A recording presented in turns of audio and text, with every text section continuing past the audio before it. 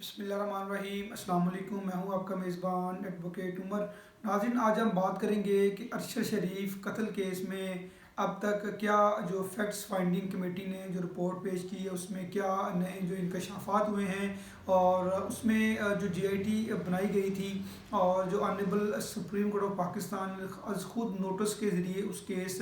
की जो पैरवी करना शुरू की थी और उस केस को खुद अदालत टैकल कर रही थी, और उसके बारे में जो मुराद सई ने अहम इंकशाफात किए हैं उस सारे मामले की जो ब्रीफ्स हैं वो मैं अपने नाज़रीन के सामने डिस्कस करूँगा। हम सब जानते हैं कि जिस तरह अरशद शरीफ का कत्ल हुआ और जिस तरह पाकिस्तान में रहते हुए उन पर मुख्तलिफ़ किस्म के मुकदमात दर्ज किए गए, फिर यहाँ से जो पाकिस्तान से उनको थ्रेट्स मिले वो यहाँ से दुबई चले गए, दुबई से उनको जो है वो डिपोर्ट करवाया गया। डिपोर्ट करवाने के बाद उनको कीनिया में जाकर तशद्दुद के बाद उसको कत्ल किया गया। वो फैक्ट्स भी मैं अपने आदमी के सामने डिस्कस करूँगा कि किस तरह असल में ये क्वेश्चन जो अब अरेज हो रहे हैं पिछले एक दो दिनों से, वो फैक्ट्स जो हैं वो इसलिए हो रहे हैं कि मुराद सई ने इसके बारे में बड़ी खुलकर उन्होंने अदालत को भी और उस जीआईटी को भी उन्होंने जो सवालात उठा दिए हैं कि आप इन फैक्ट्स के ब्रीफ में जाएं, इन फैक्ट्स की आप जो है वो डाटा इकट्ठा करें कि अरशद शरीफ के ख़िलाफ़ पाकिस्तान में मुकदमा दर्ज करवाने वाले कौन थे, किन लोगों ने मुकदमा दर्ज करवाए और कौन लोग थे जो कि उसको थ्रेट करते थे, और उसको उसके घर जाकर भी थ्रेट किया गया, उसको मुख्तलिफ़ जगहों पर बुलाकर भी थ्रेट किया गया। मुराद सई ने करीबन 15 के करीब क्वेश्चन हैं वो उस कमेटी में बताए हैं कि आप इन क्वेश्चंस पर आप डाटा इकट्ठा करें, आप अरशद शरीफ के कातलों तक पहुंच जाएंगे। और जो दूसरा मामला है ये भी उन क्वेश्चन में शामिल था कि जब वो पाकिस्तान से गए दुबई में उनका वीज़ा ख़त्म नहीं होता बल्कि उनको ज़बरदस्ती डिपोर्ट करवाया गया। ये भी किन लोगों ने करवाया, किन लोगों का फ़ोन गया, कौन लोग उसके पीछे गए, ये एक बड़ी लंबी चेन है। वो फिर मैं अपने नाज़रीन के साथ आइंदा भी मैं डिस्कस करता रहूँगा। जैसे जैसे इन्फॉर्मेशन मिलती रहेगी वो मैं अपने नाज़रीन के साथ जो फैक्ट्स होंगे वो मैं डिस्क्लोज़ करता रहूँगा। अब उसमें जो क्वेश्चन रेज हो रहे हैं वो उस कमेटी में जो बनाई गई है honourable supreme court of Pakistan की जानिब से, उसमें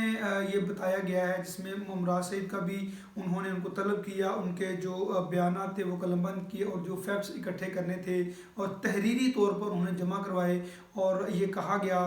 कि अरशद शरीफ को प्रॉपर नाम लिए कि किन लोगों का उनको किन लोगों की जानिब से थ्रेट थे और किन लोगों ने उसको कत्ल किया। एक जो बड़ा इंकशाफ हुआ है जो कि तस्नीम हैदर की जानिब से किया गया कि मरियम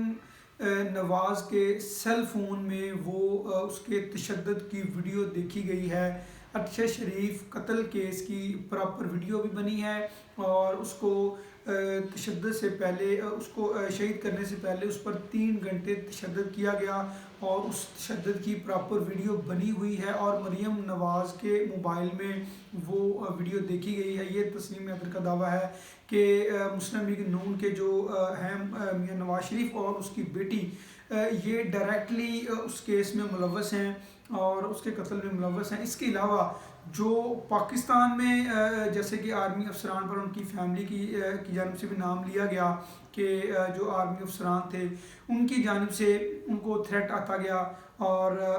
उनको मुख्तलिफ जो है वो तरीक़ों से टैकल किया गया, वो सारे बंदों का नाम भी रिपोर्ट में शामिल कर दिया गया है। अब हम देखना ये है कि क्या वो जीआईटी जो उन आर्मी अफसरान को तलब करती है, उनसे क्वेश्चनिंग करती है, या फिर वो किस तरह जो है वो अपने असल कातलों तक पहुंचेंगे। क्योंकि जो ये बात तो बिल्कुल क्लियर है, इसमें कोई शक की गुंजाइश नहीं है कि अरशद शरीफ के लिए वतन पाकिस्तान में जगह तंग की गई और इस बात का हर पाकिस्तानी को इल्म है। कोई चाहे जितना भी कहे कि अरशद शरीफ पाकिस्तान में सेफ थे, उनकी जान को ख़तरा नहीं था, तो ये बात बिल्कुल गलत होगी। क्योंकि उन पर जब वो यहाँ से पाकिस्तान से बाहर निकले तो उन पर 18 मुकदमा थे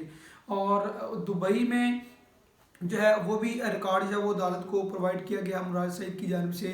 कि जब दुबई से उनको निकाला गया तो किन लोगों के फ़ोन कॉल गए, कौन लोग جو ہے یہاں سے پاکستان سے ارشد شریف کو وہاں پہ ملنے گئے اور کیا کیا ڈائریکشنز دیں اور پھر کس پلاننگ کے ذریعے ان کو کینیا میں لے جا کر ان کو جب تشدد کے بعد ان کا قتل کیا گیا. یہ سارے فیکٹس ہے اور ان فیکٹس میں جو بڑی اہم پیش رفت ہوئی ہے وہ یہ ہے کہ جو اصل حقائق تھے اس کیس کے جو ارشد شریف نے خود مراد سعید سے شیئر کیے تھے وہ جو فیکٹ فائنڈنگ کمیٹی ان تک پہنچ گئے ہیں. اب ہم دیکھیں گے کہ جو کویسچن مراد سعید کی جانب سے ریز کیے گئے ہیں ان کا کیا سد باب کیا جاتا ہے, کیا ان پر مزید انویسٹیگیشن کی جاتی ہے. اور مراد سعید کا مزید یہ کہنا تھا کہ میں نے واضح اس کمیٹی کو کہا کہ اگر آپ ان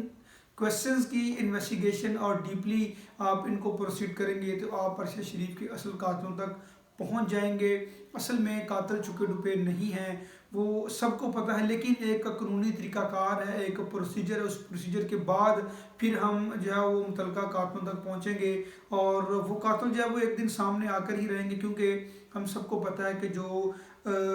قاتل ہوتا ہے وہ کبھی بھی مخفی نہیں رہتا, وہ پردے سے اس کو باہر آنا پڑتا ہے اور وہ سارے معاملہ جو ہیں وہ ہم ہوتا ہوا دیکھتے ہیں. اب جو ارشد شریف کا معاملہ ہے پوری قوم یہ اس بات پر ایگری ہے کہ اس کے ساتھ بڑی زیادتی ہوئی, اس کو بے ایمانہ اس کے قتل کیا گیا. اس کے جو پہلے بھی وہ شہیدوں کی فیملی سے بلونگ کرتا ہے اور جس پر اس کو اتنا تشدد کر کے ٹارچر کیا گیا, اس کے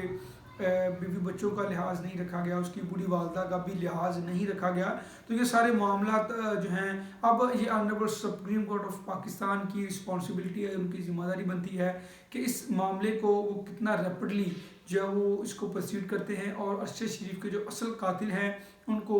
کیفے کردار تک پہنچاتے ہیں, ان کو قانون کے کٹہرے میں لے کر آتے ہیں. کیا جو فیکٹس فائنڈنگ کمیٹی بنائی گئی ہے وہ اپنے مقاصد میں کامیاب ہوگی, اس میں جو بھی نئی ڈیولپمنٹ ہوں گی وہ میں اپنے ناظرین کے ساتھ ڈسکس کروں گا. اپنا بہت خیال رکھیے گا. اللہ حافظ.